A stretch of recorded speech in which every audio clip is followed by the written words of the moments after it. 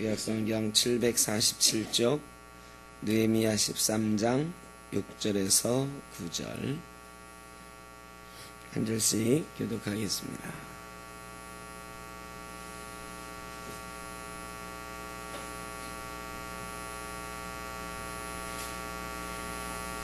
느헤미야 13장 6절로 9절. 그때에는 내가 예루살렘에 있지 아니하였느니라. 바벨론 왕 아닥사스다 32년에 내가 왕에게 나아갔다가 며칠 후에 왕에게 말미를 청하고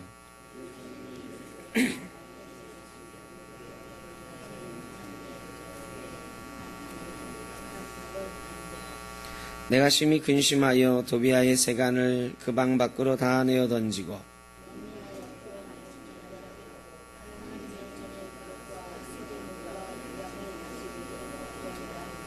아멘. 개혁과 근심, 오늘 함께 나눌 말씀의 제목입니다. 날이 매우 무더워서 멀리서 오는 어르신들은 못 오시는 분들도 있고,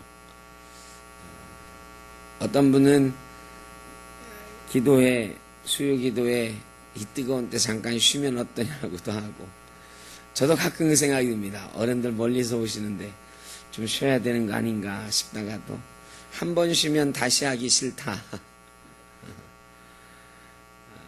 그래서 그냥 해야 되겠다. 다시 마음을 다잡고 그러는데 오늘 휴가 가신 분들도 많은데 이렇게 오셔서 함께 은혜 받자고 기도하자고 오신 여러분 환영합니다. 오늘 많은 은혜 받으시길 바랍니다. 13장 1절에 보면 그날 그랬어요. 그날. 이 그날 지난주에 말씀을 기억하실라나 몰라요. 느헤미야 12장에는 성벽 봉헌식이 나와요. 봉헌식. 그러니까 성벽 봉헌식을 거행한 그날이에요. 감격이 넘치는 날이잖아요. 봉헌한다는 것, 헌당한다는 것, 굉장히 감격적인 그런 순간이거든요. 그날 모세의 책을 낭독하여 백성에게 들렸는데 그 책이 기록하기를 암몬 사람과 모압 사람은 영원히 하나님의 총회에 들어오지 못하리니. 좋은 날인데 그날 모세의 율법을 읽고 암몬 사람과 모압 사람은 들어오지 못한다 하는 말씀을 신명기에 나오는 말씀이거든요. 암몬 사람과 모압 사람은 영원히 이스라엘의 회중에 들지 못하리라는 말씀이 있어요. 이런 말씀을 읽고 암몬 사람과 모압 사람을 내쫓기 시작하는 거죠. 자, 성벽 봉헌의 이 감격적인 순간 느헤미야는 개혁을 시작했습니다. 여러분, 우리가 좋은 것에서 끝나면 안 돼요. 감사하고 감격한 데서 끝나면 안 돼요. 감사하고 감격했으면 그 다음에 우리가 하나님 앞에서 성결케 되는 연습들을 계속 이어가야 돼요. 이게 감사와 감격으로 끝나고 다시 일상으로 돌아가 버리는데 우리의 문제가 있어요. 우리가 가끔은 하나님 앞에 예배하면서 놀라운 감사와 감격을 느낄 때가 있잖아요. 그런데 이 감사와 감격으로 늘 살아갈 수 있어야 되는데 조금 지나면 이 감사와 감격이 어때요? 없어져 버리는 경우가 굉장히 많아요. 여러분 안 그렇습니까? 마치 어떤 거냐면 아파트 처음 입주해가지고 막 기분 좋아가지고 그랬다가 늘 말씀드리잖아요. 내가 13평짜리라도 아니 6평 7평짜리라도 아파트 한번 살아왔으면 좋겠다 해가지고 열심히 하여간 기도하고 준비해서 입주를 했어요. 근데 입주하고 난 다음에 너무너무 감격했고 막 감사했고 그랬거든요. 근데 조금 지나면 이게 시들해진다고. 그리고 더 큰 게 보이기 시작하는 거죠. 아유, 13평 가지고는 도저히 안 되겠다. 애들도 자라고 18평만 돼도 소원이 없겠다. 18평 가지고 만족하나요, 여러분? 아니에요. 소원은 자꾸 커져요.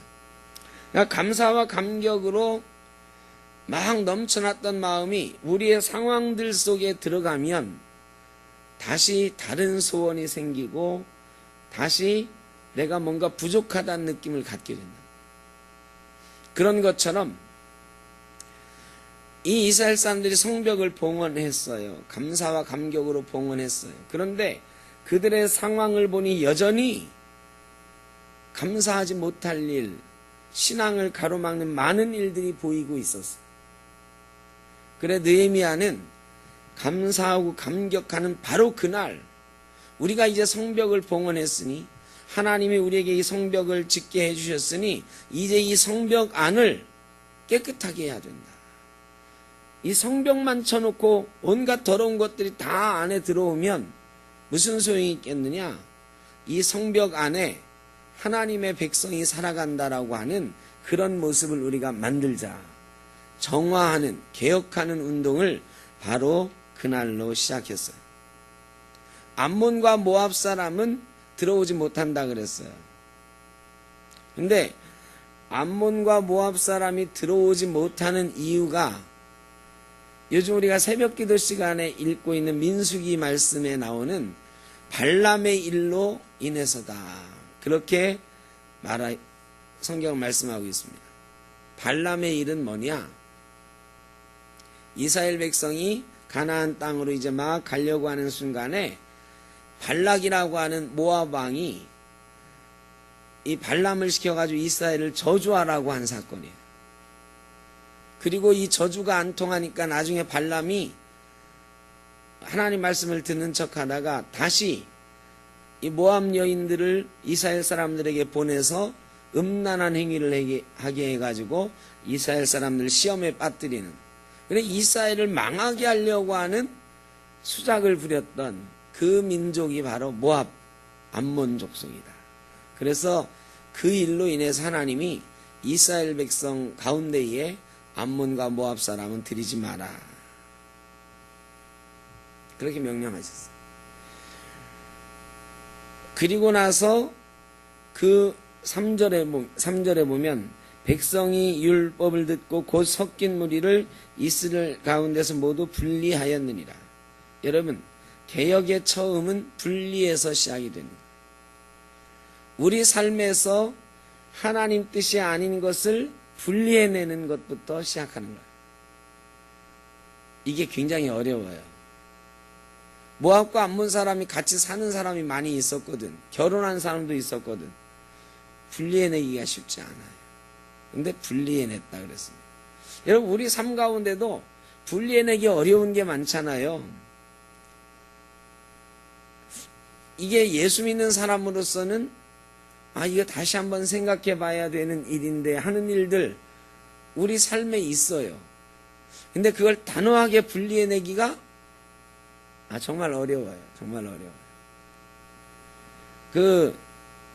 저도 가끔 고민이 있습니다. 동창회 같은 거 말이에요. 동창회. 동문회. 제가 속한 모임들이 이렇게 있단 말이죠. 근데 예수 믿는 모임이 대부분입니다. 목사들 모임이나 이런 게 대부분이지만 고등학교 동창회가 있어요. 제가 딱 교회와 상관없는 모임이 2개 있는데 하나는 대학교 때 저랑 같이 학교 신문사 했던 동기들 4명 모이는 요 모임은 괜찮아요. 그 중에 2명은 또 예수 믿는 사람이니까 1명만 예수 안 믿으니까 괜찮아. 근데 이 고등학교 동창회 중에 저랑 대학을 같이 나온 사람들 모임이 있어요. 거기 한 9명 이렇게 딱 모이는 모임이 있는데 이거는 예수 믿는 거랑 별로 상관이 없어. 그리고 고등학교니까 1년 선배, 2년 선배가 하늘같이 여전히 나이가 50이 넘었어도 꼼짝 마라. 그러니까 내가 맘대로 시간을 정할 수도 없고 그래요. 요즘은 그래도 주 5일째가 돼가지고 좀 여유가 생겼어요. 근데 옛날에는 꼭 토요일 날 모이는 거야. 토요일 날 모여가지고 이 2년 선배님이 계신데, 지금 지방법원 법원장 하는 선배님이 계신데, 이 법 하는 사람들이요, 좀 뭐라 그래, 고지식한 게 있어. 오늘은 아무도 가지 마. 이러는 거야. 그러면은 저도 고민되는 거예요. 내일 예배해야 되는데 뭐 어디를 가지 말라 그래. 그리고 그냥 있나요? 술 먹잖아 막. 나는 술도 안 먹는데 내일 예배해야 되는데 가지 말래. 제가 한 번은 그래가지고 그냥 앉아가지고 졸면서 새벽 4시까지인가 꼼짝없이 앉아 있었던 적이 있어. 잡혀가지고. 그래 이런 때 고민이 돼. 내가 이 모임 때려쳐? 이게 참 어려워요. 근데 제가 그러면서도 그 모임을 지금까지 잘 해왔어. 제가요 새벽 4시까지 졸면서도 선배님 나 이제 내 예배 가야 되니까 지금 이제 나 봐주십시오. 그래가지고 가고 그랬거든. 이게 이제 담임 목사 돼서는 이제 그렇게 못하잖아. 옛날에 부목사 때는 막 그렇게 해서 했어요. 대신 5일째 되고 나서부터는 좀 여유가 생겼어. 근데 뭐 저는 그래도 1년에 한 번 이 정도밖에 못 나가요. 그래도 하여간 가끔 만나긴 합니다. 이런 거 이제 고민이 생기는 거야. 이거 끊어버려야 되는데. 근데 이게 끊어버리기 어려운 면도 있어요. 제가 가끔 이제 교인들 상담하고 막 그러잖아요. 그러면은 이제 변호사 하는 친구들한테도 상담을 하지만 제일 확실한 대답을 듣고 싶을 때는 그 판사님한테 전화를 하는 거야. 형, 이렇게 했는데 형이 재판하면 이거 이겨줘요. 최종 판단이 안 될 때는 그 형한테 물어봐. 그러면 이 형이 원래 판사가 그 재판에 대해서 대답해주면 안 되는데 너가 목사니까 너 상황을 아니까 하면서 대답을 해주신다고. 그거 한번 다퉈볼 여지가 있어. 이 말은 뭐냐? 소송해라 이거거든. 소송해라. 뭐 하여간 이런 도움 받을 때도 있고요. 하여간 참 애매할 때가 많아요. 여러분도 그런 게 많이 있을 거야. 분리해낸다라는 게 참 어렵다라는 거. 그런데 이게 단순한 모임이나 단순한 생활 속의 분리는 그나마 좀 괜찮은데 우리를 범죄케 하는 많은 일들이 있어요. 범죄케 하는 많은 일들. 그런 것들을 분리해내는 게 참 어려워. 참 어려워.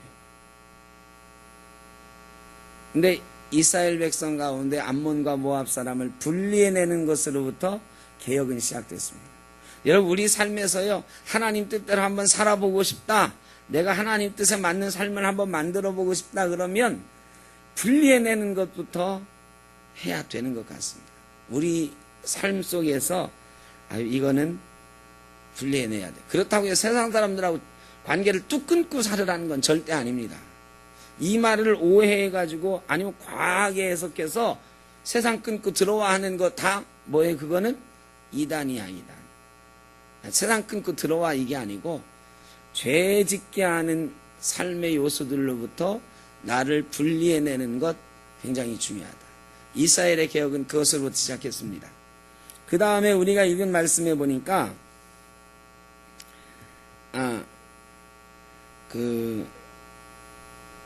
8절에 내가 심히 근심하여 도비아의 세간을 그 방 밖으로 다 내어 던지고 그랬어요. 이건 어떤 일이냐? 느헤미야가 잠깐 페르시아에 갔다 왔어요. 이제 임기가 끝났든지 왕이 불렀든지 갔다 왔죠. 그리고 말미를 얻어 다시 왔는데 와서 보니까 싹 정리해놓고 갔다고 생각을 했는데 대제사장이 도비아라는 사람한테 성전에 방을 하나 큰 방을 만들어서 그 사람한테 내준 거야. 이 도비아가 누구냐? 산발랏의 부하예요. 성벽 짓는 일을 계속 방해했던 이 산발랏의 부하고 암몬 사람이에요. 그러니까 이 암몬 사람을 쫓아내라고 그랬는데 성전에 떡하니 방을 만들어가지고 도비아 보고 여기 살아 하고 내준 거야. 대제사장이. 왜 그랬느냐? 자기의 손주가 이 산발랏의 사위가 된 거예요. 성벽 쌓는 거 방해하던 이방인 있잖아요. 그 이방인의 사위로 자기 손주를 준 거야. 그러니까 끊어내라 그랬는데 오히려 친한 관계. 이게 느헤미야가 개혁을 시작하기 전에, 느헤미야가 오기 전에 이미 그런 관계가 돼 있었던 거죠. 대제사장이 지금 이방인을 싹 끊어내라 그랬는데, 암몬과 모압 자손을 절대 들이지 말라 그랬는데, 그것도 성전 안에 대제사장이 곡간을 몇 개 헐어가지고 거기다 큰 방을 만들어서 도비아라고 하는 암몬 사람에게 줬단 말이에요. 이게 큰일이 난 거죠. 다른 사람 같으면 뭐 당장 난리가 났을 텐데, 이게 대제사장이에요. 대제사장. 느헤미야가 근심했어요. 근심했어요. 느헤미야가 왜 근심했을까요? 하나님의 뜻을 이루긴 해야 되는데 대제사장이 이 모양이니 이거 어떻게 하냐. 근데 느헤미야가 도비아의 세간을 방으로 다 내어 던지고 그 방을 정결하게 하고 하나님의 전에 그릇과 소재물과 유향을 다시 그리로 들어, 하나님의 전에 물건을 놓던 방을 싹 치워가지고 도비아에게 준 거거든.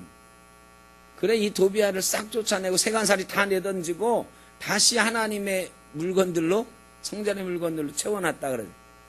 이게 얼마나 그러니까 개혁이라는 게 어려운 거예요.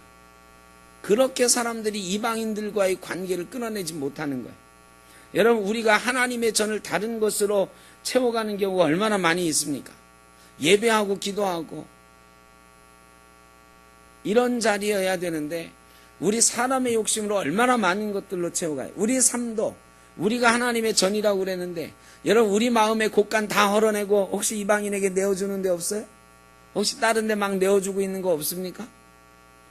우리 마음에 하나님의 성전이 있는데 말이에요. 우리가 하나님의 성전인데 여기에 하나님이 들여놓지 말라고 하는 이방인을 막 들여놓고요. 다른 세상 것 막 채우고 살고 그러잖아요. 여러분은 안 그러시겠지만 저는 가끔 그러는 것 같습니다. 가끔 제 하나님의 성전이라고 하는 저 속에도 가끔 다른 것들이 막 채워져 가고 있는 것을 본단 말이죠. 여러분, 그런데 근심할 수 있어요. 그런데 하나 근심이 안 되고 기도할 때마다 하나님 죄송합니다. 내 마음에 이것 좀 도려내야 되는데, 내 삶에 이것 좀 도려내야 되는데, 이런 근심이 있어야 되는데 매일 예배하고 매일 기도하는데 그런 근심이 없어요. 여러분, 근심하지 않으면 개혁할 수가 없습니다. 나에 대한 근심이 있어야 돼. 내 자리에 다른 것, 하나님의 자리에 다른 것 채워져 있는 그런 것 보고 정말로 근심할 수 있어야 된다. 여러분 삶에 그런 거 없어? 없으세요? 다 있어요. 도비아 같은 존재가 내 삶을 채우고 있는 그런 방들이 있어. 그런 숨겨진 방들 다 문을 여시고 세간살이 다 쫓아내고 정결케 하시길 바랍니다. 그래야 우리가 하나님 앞에 올바로 설 수가 있어요. 요즘 저 근심이 많아요. 근심이 많아요. 우리 옥길지구에서 1년 됐는데 우리 교회 이제 채워야 되거든. 사람으로 채워야 되는 게 그런 얘기하는 게 아니고 어떤 내용으로, 어떤 하나님 기뻐하시는 모습으로 우리 교회를 채워가야 될 것인가. 근데 아직 우리 가운데 버려져야 될 게 너무 많아요. 버릴 거 먼저 버려야 채워지잖아요. 여러분, 안 버리면 채울 수가 없어요. 제가 어제도 참 마음 아픈 얘기를 들었단 말이에요. 우리 교회 나오다가 안 나오는 어떤 분이 있어요. 아, 그분이 왜 안 나오나, 잘 나올 줄 알았는데 싶었는데, 그분이 오히려 자기랑 친한 어떤 권사님한테, 아니 권사님은 그런 교회 왜 나가냐고 그런데, 제가 그 말 듣고 충격받았어요. 그런 교회 왜 나가냐. 그래서 제가 이게 도대체 무슨 얘기야. 우리 교회 그래도 꽤 좋은 교회라고 생각했는데, 아니 그렇게 나쁜 교회를 왜 나가냐고. 이런데 오히려 그래, 이 안에 있는 권사님 보고 권사님도 그만 나오고 딴 데 가자고 그런데. 그래서 제가 알아봤죠. 도대체 무슨 얘기냐. 이 새신자인데 누가 그랬나 봐요.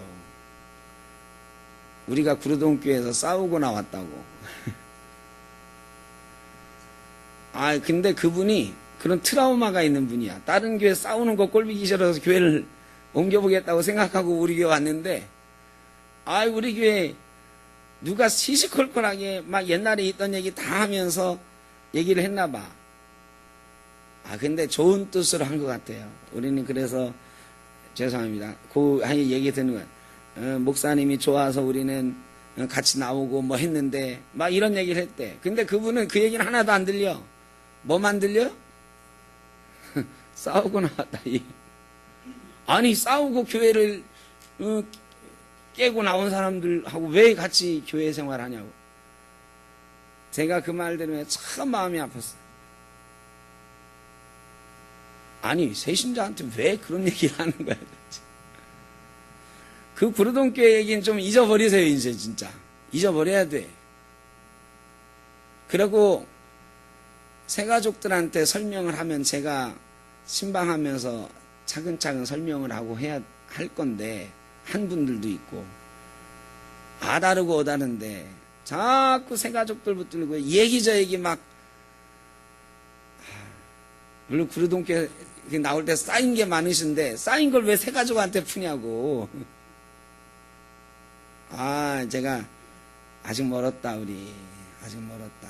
3년이나 지났는데도 여전히 그 트라우마에 사로잡혀가지고 새로 새신자 오면은 우리 교회 좋은 얘기, 아름다운 얘기 하고 살아야 되는데 우리 싸우고 나온 얘기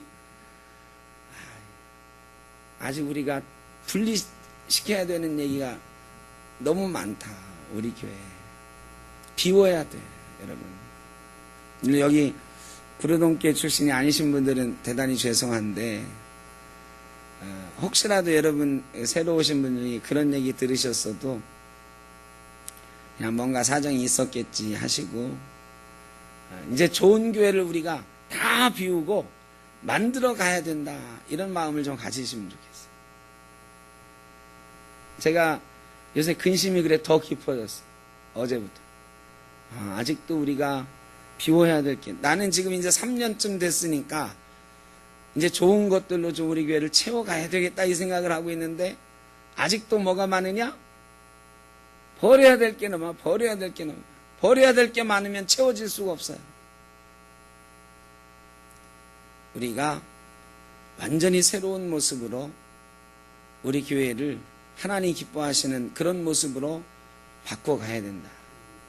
성벽 봉헌했어요. 우리 교회도 여기 와서 이 입당 예배했고요. 위임식 했고 임직식 했고 은퇴식 했고 이제는 막 감사와 감격이 넘쳐서 뭔가 새로운 걸 해봐야 되겠다 하는데 보니까 우리 가운데 버려야 될 게 아직도 너무 많이 있어요. 더 늦기 전에 우리가 빨리 버릴 건 버리고 하나님을 기쁘시게 하는 일들로 채워가야 될 줄로 믿습니다. 요새 우리 교단 문제도 계속 말씀드리지만 근심이에요. 제가 월요일날 학교에 가서 교수님들을 만나기로 했는데 그 학생 징계한 거, 그 학생이 자퇴서를 냈거든. 보니까 그 학생이요 우리 석찬이랑 너무 비슷한 거야. 할아버지도 목사고 아버지도 목사야. 군목 시험에 붙어가지고요 이제 신대원만 마치면 군대에 목사로 가는, 우리가 군목하는 사람 신대원 졸업하자마자 안수 주거든요. 2년만 있으면 목사 되는 사람이야. 근데 자퇴서를 냈어. 그래가지고 학교 선생님들 만나가지고 어떻게 구제할 방법이 없는지 얘기를 하러 가자고 그래서 가는데 걱정이 많아요. 우리 교단이 지금 광기에 휩싸여 있어. 왜 여기에 휩쓸리지 말아야 되는데 걱정입니다. 예? 아니 이제 월요일날 만나러 간다고요. 그래서 걱정이라고. 지금 마음이 너무 무거워. 너무 무거워. 어떻게 하면 학교도 살고 우리 교단도 살고 이 학생도 살 수 있을까? 하여간 여러모를 근심케 하는 일이 많이 있습니다. 그런데 근심해야 돼요. 이거를 포기하면 안 돼요. 우리 교회도요, 여러분, 근심할 일이 많이 있어요. 근심해야 됩니다. 어떻게 하면 이것을 잘 해낼 수 있을까? 어떻게 하면 하나님 뜻을 이룰 수 있을까? 나중에 우리가 읽진 않았지만요, 느헤미야가 기도합니다. 하나님, 내가 이렇게 걱정하고 근심하고 하나님 뜻에 맞게 행해보려고 한 걸 기억해 주십시오. 하나님한테 우리가 그 정도는 기도할 수 있어야 된다. 하나님, 내가 하나님 뜻대로 살아보려고 매일 근심하고 걱정했던 것 좀 기억해 주십시오.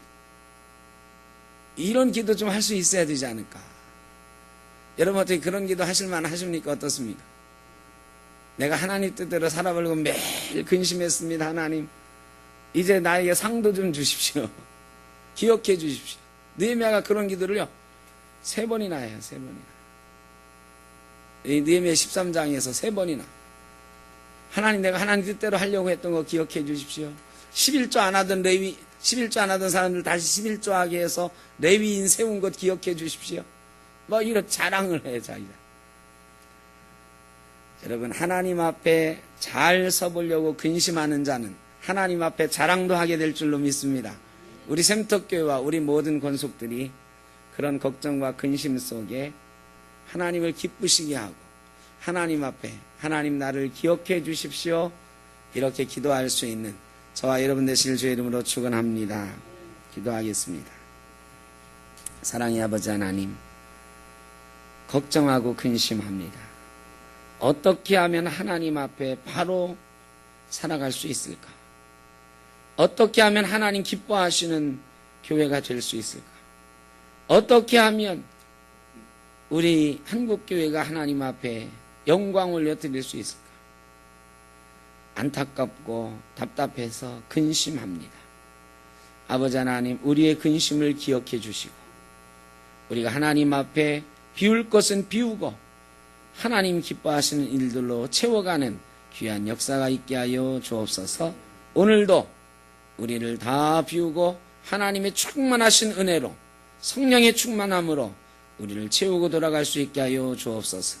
예수님의 이름으로 기도드립니다. 아멘.